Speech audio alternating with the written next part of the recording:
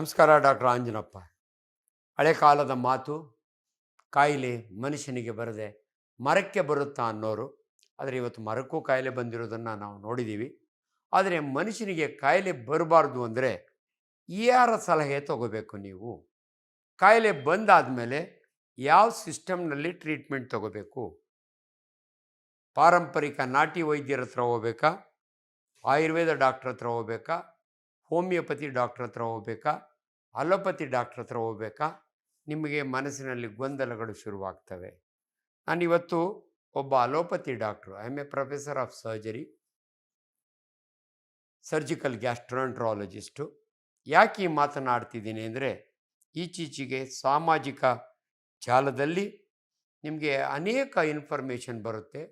But ನೀವು ಯಾರದನ್ನು ನಂಬಬೇಕು, ಯಾರದನ್ನು ನೀವು ಫಾಲೋ ಮಾಡಬೇಕು ಅನ್ನೋ ಗೊಂದಲದಲ್ಲಿ ಇರೋದರಿಂದ ಭಾಳ ವೈಜ್ಞಾನಿಕವಾಗಿ ನಾನು ಒಂದು ಮಾತನ್ನು ಹೇಳ್ತಾ ಇದ್ದೀನಿ ಇವತ್ತು. ಉತ್ತರಾಣಿ ಸೊಪ್ಪು ತಿಂದರೆ ನಿಮ್ಮ ಮೂಲವ್ಯಾಧಿ ಪೈಲ್ಸ್ಗಳು ಅವಾಗ 3 ದಿನದಲ್ಲಿ ಬಿದ್ದೋಗ್ತವೆ, ಇಲ್ಲ ಅಂದರೆ 10-9 ದಿನಕ್ಕೆ ಬಿದ್ದೋಗಿ ಬಿಟ್ಟಿದ್ದಾವೆ ಅಂತ ಒಬ್ಬ ಪಾರಂಪರಿಕ ವೈದ್ಯರು ಇವತ್ತು ಮಾತಾಡೋದನ್ನು ನಾನು ಕೇಳಿದೆ. ನಾನು ಯಾರ ಬಗ್ಗೆಯೂ ಅಗೇನೆಸ್ಟಾಗಿ ಮಾತನಾಡೋದಿಲ್ಲ. ನನ್ನ ತಂದೆ ಕೂಡ ನಾವು ಚಿಕ್ಕ ಹುಡುಗರಾಗಿದ್ದಾಗೆ ಸುತ್ತು ಹತ್ತೂರಿಗೆ ದನ ಕುರಿಗಳಿಗೆ ಏನಾದರೂ ಕಾಯಿಲೆ ಬಂದರೆ ನಾಟಿ ವೈದ್ಯ ಮಾಡಲು ನನ್ನ ತಂದೆನ ಕರ್ಕೊಂಡು ಹೋಗೋರು. ತುಂಬ ಜನ ಬಂದು ಒಳ್ಳೆಯದಾಯಿತು ಅಂತ ಹೇಳೋರು. ಆದರೆ ಇವತ್ತು ಒಬ್ಬ ಕ್ವಾಲಿಫೈಡ್ ಡಾಕ್ಟ್ರಾಗಿ ನಿಮಗೆ ಈ ಉತ್ತರಾಣಿ ಸೊಪ್ಪು ತಿಂದರೆ ಮೂಲವ್ಯಾಧಿ ಅಂದರೆ ಪೈಲ್ಸ್ ಬಿದ್ದೋಗ್ತಾವ, ವಿಜ್ಞಾನ ಏನು ಹೇಳುತ್ತೆ? ನೀವು ನನ್ನ ಬಗ್ಗೆ ಭಾಳ ಸರಿ ಕೇಳಿರ್ತೀರಿ.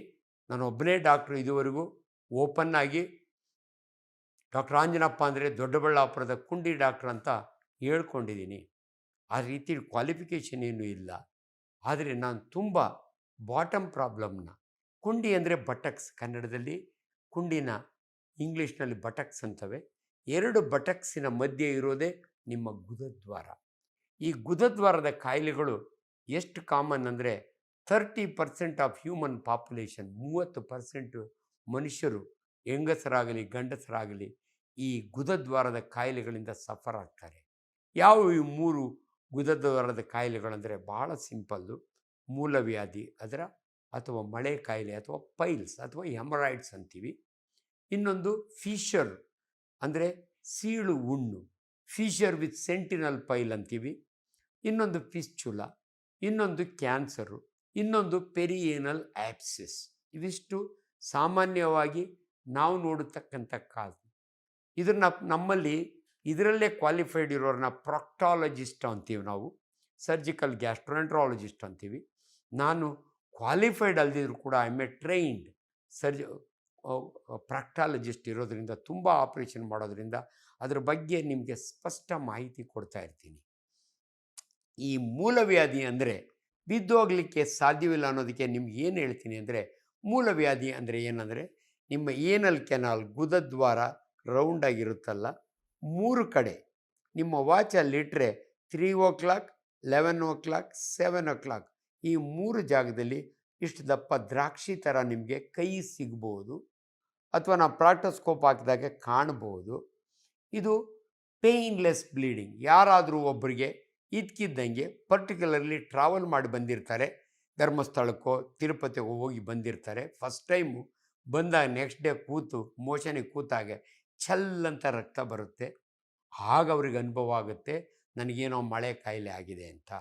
ಸೊ ಏನು ಈ ಮೂಲವ್ಯಾಧಿ ಅಂದರೆ, ದೇ ಆರ್ ನಥಿಂಗ್ ಬಟ್, ಇಂಗ್ಲೀಷ್ನಾಗ ಹೇಳ್ತೀನಿ, ವ್ಯಾರಿಕಾಸಿಟಿ ಆಫ್ ರೆಕ್ಟಲ್ ವೇನ್ಸ್ ಅಂತೀವಿ ನಾವು.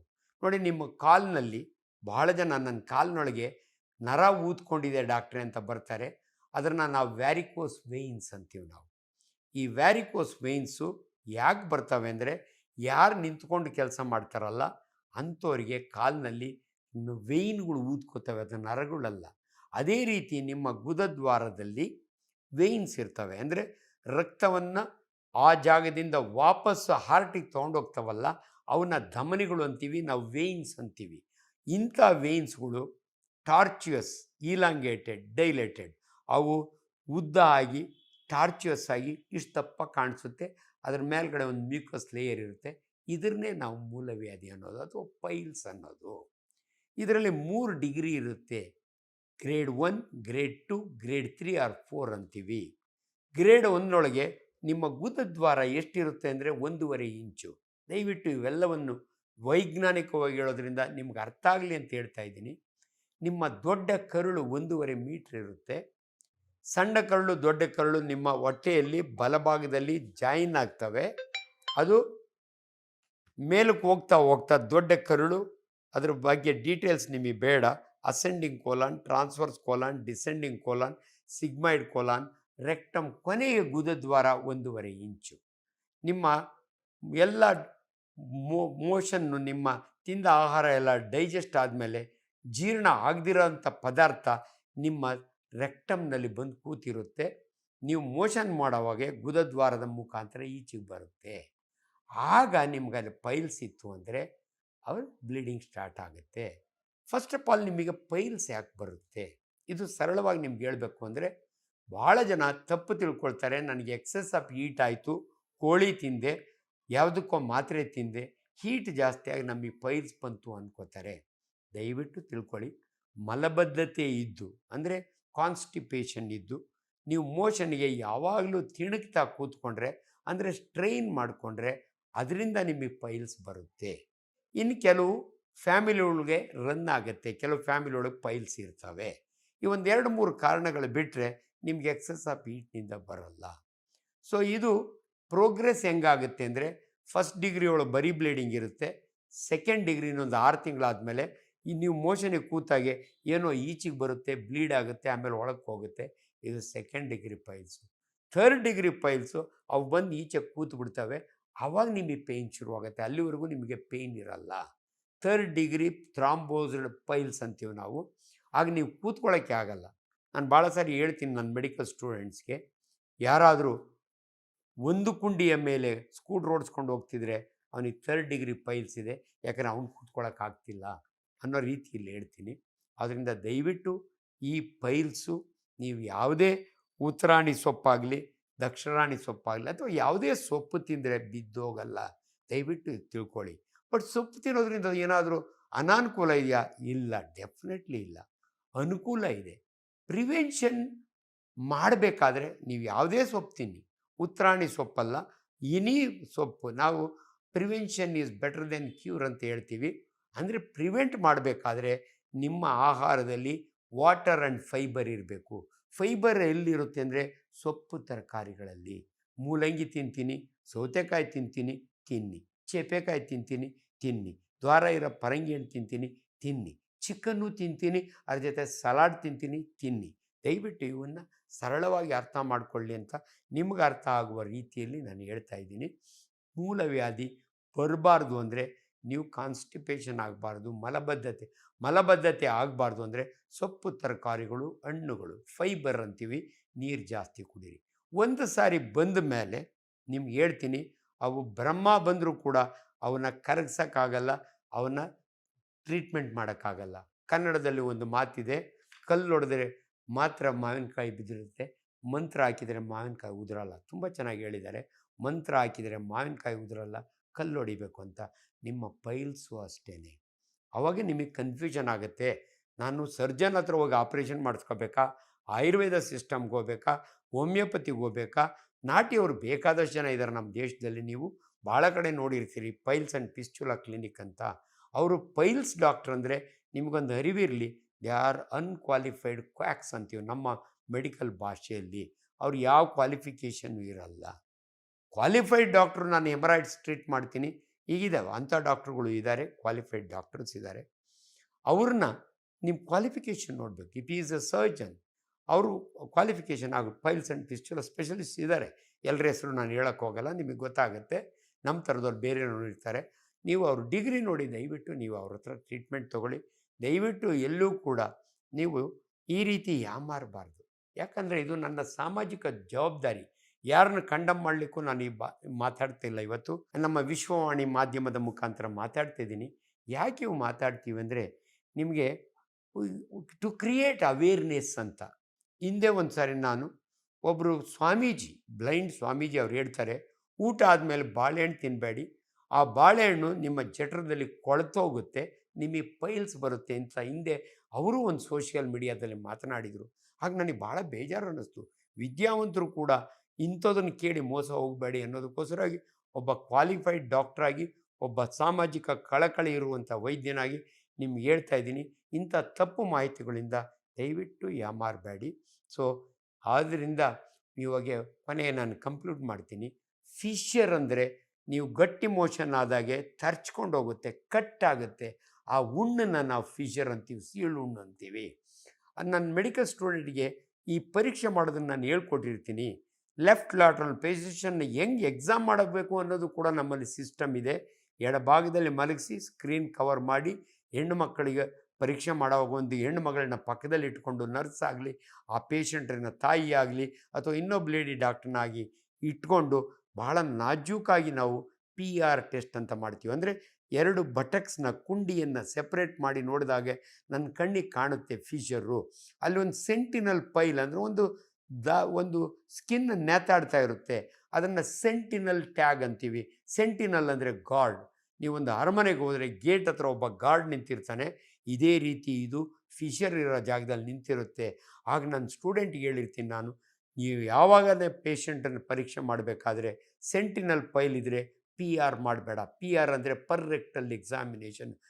ನಮ್ಮ ತೋರು ಬೆರಳನ್ನು ನಿಮ್ಮ ಗುದದ್ವಾರದಲ್ಲಿ ಹಾಕಿ ಪರೀಕ್ಷೆ ಮಾಡ್ತೀವಿ. ಯಾಕೆ ಮಾಡ್ತೀವಿ ಅಂದರೆ ಅಲ್ಲಿ ಕ್ಯಾನ್ಸರ್ ಇದೆಯಾ ಅಂತ ನೋಡ್ಲಿಕ್ಕೆ ಮಾಡ್ತೀವಿ. ನನ್ನ ಸ್ಟೂಡೆಂಟ್ಗೆ ಹೇಳಿರ್ತೀನಿ, ದಯವಿಟ್ಟು ಸೆಂಟಿನಲ್ ಪೈಲ್ ಇದ್ದರೆ PR ಮಾಡಬೇಡ.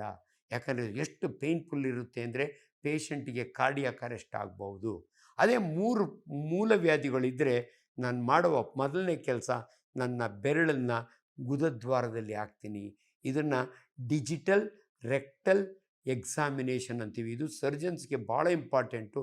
DRE ಅಥವಾ PR ಪರ್ ರೆಕ್ಟಲ್ ಎಕ್ಸಾಮಿನೇಷನ್. ಯಾಕಂದ್ರೆ ನನ್ನ ಕಣ್ಣಿಗೆ ಕಾಣುತ್ತೆ ಪೈಲ್ಸು, ಆದರೆ ಒಳಗಡೆ ಇರುವ ಕ್ಯಾನ್ಸರ್ ನನ್ನ ಕಣ್ಣಿಗೆ ಕಾಣಲ್ಲ, ನನ್ನ ಬೆರಳಿಗೆ ಗೊತ್ತಾಗುತ್ತೆ. ಇದು ಒಬ್ಬ ಸರ್ಜನಿಗೆ ಭಾಳ ಇಂಪಾರ್ಟೆಂಟು. 45 ವರ್ಷದ ಒಬ್ಬ ಮನುಷ್ಯ, ಹೆಂಗಸಾಗಲಿ ಗಂಡಸಾಗಲಿ, ಪೈಲ್ಸ್ ಏನನ್ನ ಇದ್ದರೆ ತಕ್ಷಣ ನಾನು ಪೈಲ್ಸ್ ಅಂತ ಬರೆದು ಅವ್ರನ್ನ ಆಪ್ರೇಷನಿಗೆ ಕರಿಬಾರ್ದು. ನಾನು ಫಸ್ಟು ಬೆರಳು ಒಳಗಡೆ ಹಾಕಿ ಒಳಗಡೆ ಕ್ಯಾನ್ಸರ್ ಇದೆಯಾ ಇಲ್ಲ ಅಂತ ತಿಳ್ಕೋಬೇಕು. ಆ್ಯಂಡ್ ದಯವಿಟ್ಟು ಈ ಸಮಯದಲ್ಲಿ ಇನ್ನೊಂದು ನಿಮ್ಗೆ ಹೇಳ್ತೀನಿ, ಪೈಲ್ಸ್ಗಳು ಹಂಗೆ ಬಿಟ್ಟರೆ ಕ್ಯಾನ್ಸರಿಗೆ ಕನ್ವರ್ಟ್ ಆಗುತ್ತಾ? ಇಲ್ಲ, ಸತ್ಯವಾಗಲೂ ಆಗಲ್ಲ. ಇವು ಪೈಲ್ಸು ಇದ್ದು ಒಳಗಡೆ ಕ್ಯಾನ್ಸರ್ ಇದ್ದರೆ ನಾವು ಸೆಕೆಂಡ್ರಿ ಪೈಲ್ಸ್ ಅಂತೀವಿ. ಕ್ಯಾನ್ಸರ್ ಇಲ್ದಿರೋ ಪೈಲ್ಸ್ ಇದ್ದರೆ ಪ್ರೈಮರಿ ಪೈಲ್ಸ್ ಅಂತೀವಿ. ಪ್ರೈಮರಿ ಪೈಲ್ಸ್ಗೆ ಸರ್ಜಿಕಲ್ ಟ್ರೀಟ್ಮೆಂಟ್ ಪೈಲ್ಸ್ನೇ ತೆಗೆಯೋದು, ಹೆಮರಾಯ್ಡೆಕ್ಟಮಿ ಅಂತೀವಿ ನಾವು. ಆದರೆ ಕ್ಯಾನ್ಸರ್ ಇದ್ದರೆ ಇದು ಇಂಪಾರ್ಟೆಂಟ್ ಅಲ್ಲ. ಆ ಕ್ಯಾನ್ಸರ್ಗೆ ಏನು ಟ್ರೀಟ್ ಮಾಡಬೇಕು ಅನ್ನೋದನ್ನು ನಾನು ಪ್ಲಾನ್ ಮಾಡ್ತೀನಿ. ಯಾಕೆ ನಿಮ್ಗೆ ಇಷ್ಟು ಗಮನಕ್ಕೆ ನಿಮ್ಗೆ ತರ್ತಿದ್ದೀವಿ ಅಂದರೆ, ದಯವಿಟ್ಟು ನೀವು ಇವನ್ನ ಅರ್ಥ ಮಾಡ್ಕೋಬೇಕು. ಸೊ ಫಿಶರ್ ಇದ್ದರೆ ಭಾಳ ಸಿಂಪಲ್ ನಮಗೆ ಟ್ರೀಟ್ಮೆಂಟ್ ಮಾಡೋದು. ಅಕ್ಯೂಟ್ ಫಿಶರ್ ಇದ್ದರೆ ನಿಮ್ಗೆ ಆಪ್ರೇಷನ್ ಮಾಡಲ್ಲ, ಕನ್ಸರ್ವೇಟಿವ್ ಟ್ರೀಟ್ಮೆಂಟ್ ಕೊಡ್ತೀವಿ. ಸೆಂಟಿನಲ್ ಪೈಲ್ ಇದ್ದರೆ ಫಿಶರೆಕ್ಟಮಿ ವಿತ್ ಎಕ್ಸಿಷನ್ ಆಫ್ ಸೆಂಟಿನಲ್ ಪೈಲ್ ಅಂತ ಮಾಡ್ತೀವಿ. ಇನ್ನೊಂದು ಭಾಳ ಜನಕ್ಕೆ ನಿಮ್ಗೆ ಕನ್ಫ್ಯೂಷನ್ ಆಗೋದು, ಫಿಸ್ಚುಲಾ ಅಂದರೆ ಏನು ಡಾಕ್ಟ್ರೇ? ನೋಡಿ, ಕೆಲವರಿಗೆ ಮೋಷನ್ ಮಾಡೋ ಜಾಗದಲ್ಲಿ ಇದ್ದಕ್ಕಿದ್ದಂಗೆ ಪೇಯ್ನ್ ಶುರುವಾಗುತ್ತೆ. ನಮ್ಮ ಹತ್ರ ಬಂದಾಗೆ ಒಂದು ಕಡೆ ಇಷ್ಟಪ್ಪ ಊದ್ಕೊಂಡಿರುತ್ತೆ. ಇದನ್ನು ಕನ್ನಡದಲ್ಲಿ ಕುರ ಅಂತಾರೆ. ಅದರೊಳಗಾಗಿ ಸಕ್ಕರೆ ಕಾಯಿಲೆ ಇರೋರಿಗೆ ಭಾಳ ಕಾಮನ್ನು. ನನ್ನ ಭಾಷೆಯಲ್ಲಿ ಈಶಿಯೋರೆಕ್ಟಲ್ ಆಪ್ಸೆಸ್ ಅಥವಾ ಪೆರಿಯಿನಲ್ ಆಪ್ಸೆಸ್ ಅಂತೀವಿ. ಇದನ್ನು ನಮ್ಮ ಹತ್ರ ಬಂದಾಗ ಅದನ್ನು ಆಪ್ರೇಷನ್ ಮಾಡಿ ಪೈಲ್ಸ್ ತೆಗಿತೀವಿ, IND ಅಂತ. ಬೈ ಚಾನ್ಸ್ ಇಲ್ಲ ಡಾಕ್ಟ್ರೆ, ನಾನೇ ತಂಪು ಮಾಡ್ಕೊತೀನಿ, ಬಿಸಿನೀರು ಶಾಖ ಕೊಡ್ತೀನಿ ಅಂದರೆ ಅದು ಒಡ್ಕೊಳ್ತದೆ, ಪಸ್ ಬರುತ್ತೆ, ನಿಮಗೆ ನೋವು ಕಡಿಮೆ ಆಗುತ್ತೆ. ಆದರೆ ಅನ್ಫಾರ್ಚುನೇಟ್ಲಿ ಊದೋದು ಹೋಗಿ ಒದರದು ಬಂತು ಅಂತ ನಿಮ್ಮ ಪಿಸ್ತೂಲ ಆಗುತ್ತೆ. ಪಿಸ್ತೂಲ ಅಂದರೆ ಏನು ಅಂದರೆ, ನಿಮ್ಮ ಗುದದ್ವಾರದ ಪಕ್ಕದಲ್ಲಿ ಇನ್ನೊಂದು ಹೋಲ್ ಇರುತ್ತೆ. ಆ ಹೋಲ್ನೊಳಗಿಂದ ನಿಮ್ಮ ಮೋಷನ್ ಬರ್ಬೋದು, ನಿಮ್ಮ ಗ್ಯಾಸ್ ಪಾಸ್ ಆಗ್ಬೋದು, ಪಸ್ ಬರ್ಬೋದು. ಫಿಸ್ಚುಲಾ ಈಸ್ ಎ ಟ್ರ್ಯಾಕ್ ಅಂತೀವಿ ನಾವು. ಫಿಸ್ಚುಲನ ಆಯುರ್ವೇದದಲ್ಲೂ ಟ್ರೀಟ್ ಮಾಡ್ತಾರೆ, ಕ್ಷಾರಸೂತ್ರ ಹಾಕ್ತೀವಿ ಅಂತಾರೆ. ನಾನೊಬ್ಬ ಅಲೋಪತಿ ಡಾಕ್ಟ್ರಾಗಿ ನಿಮಗೆ ಫಿಸ್ಚುಲೆಕ್ಟಮಿ ಅಂತ ಮಾಡ್ತೀನಿ. ನಾನು ಕೂಡ ಅವ್ರಿಗೆ ಕ್ಷಾರಸೂತ್ರ ಹಾಕಿದಂಗೆ ಸೆಟಾನ್ ವೈರ್ ಅಂತ ಹಾಕ್ತೀನಿ. ಇದೆಲ್ಲ ನೀವು ಒಬ್ಬ ಕ್ವಾಲಿಫೈಡ್ ಡಾಕ್ಟ್ರ್ ಮುಂದೆ ಕೂತಾಗೆ ಅವ್ರು ಎಕ್ಸ್ಪ್ಲೈನ್ ಮಾಡ್ತಾರೆ. ದಯವಿಟ್ಟು ತಿಳ್ಕೊಳ್ಳಿ. ಯಾರ್ದೋ ಮಾತು ಕೇಳಿ ಎಲ್ಲೋ ಹೋಗಿ ಏನೋ ಮಾಡಿಸ್ಕೋಬೇಡಿ. ಇದು ಭಾಳ ಇಂಪಾರ್ಟೆಂಟು. ಆದ್ದರಿಂದ ನಾನು ಕಂಕ್ಲೂಡ್ ಮಾಡೋದಕ್ಕೆ ಮೊದಲು, ನಿಮ್ಮ ಗುದದ್ವಾರದ ಜಾಗದಲ್ಲಿ 30% ಹ್ಯೂಮನ್ ಪಾಪ್ಯುಲೇಷನ್, ನೆನಪಿಡಿ, ಮನುಷ್ಯರಲ್ಲಿ ಅತ್ಯಂತ ಕಾಮನ್ ಕಾಯಿಲೆ ಅಂದರೆ ಗುದದ್ವಾರದ ಕಾಯಿಲೆ. ಅದಕ್ಕೆ ನಿಮಗೆ ವ್ಯಾಲೆಂಟೈನ್ಸ್ ಡೇ ಗೊತ್ತು, ಮಮ್ಮೀಸ್ ಡೇ ಗೊತ್ತು, ನಿಮಗೆ ಗೊತ್ತಿಲ್ಲ ವರ್ಲ್ಡ್ ಪೈಲ್ಸ್ ಡೇ ಅಂತ ನವಂಬರ್ 20th ನಾವು ಸೆಲೆಬ್ರೇಟ್ ಮಾಡ್ತೀವಿ. ಅಷ್ಟು ಕಾಮನ್. ಅದರಿಂದ ದಯವಿಟ್ಟು ನಿಮ್ಮ ಗುದದ್ವಾರದ ಜಾಗದಲ್ಲಿ ಏನಾದರೂ ಡಿಸ್ಚಾರ್ಜ್ ಇದ್ದರೆ, ಪೇಯ್ನ್ ಇದ್ದರೆ, ಏನಾದರೂ ಇದ್ದರೆ ನೀವು ನಮ್ಮಂಥ ಕ್ವಾಲಿಫೈಡ್ ಡಾಕ್ಟ್ರ್ ಹತ್ರ ಬನ್ನಿ. ನಾಚಿಕ್ಕೋಬೇಡಿ, ಹೆದರ್ಕೋಬೇಡಿ. ಅದಕ್ಕೆ ಕರೆಕ್ಟ್ ಡಯಾಗ್ನೋಸ್ ಮಾಡಿ ಕರೆಕ್ಟ್ ಟ್ರೀಟ್ ಮಾಡ್ತೀವಿ. ನಮಸ್ಕಾರ. Thank you.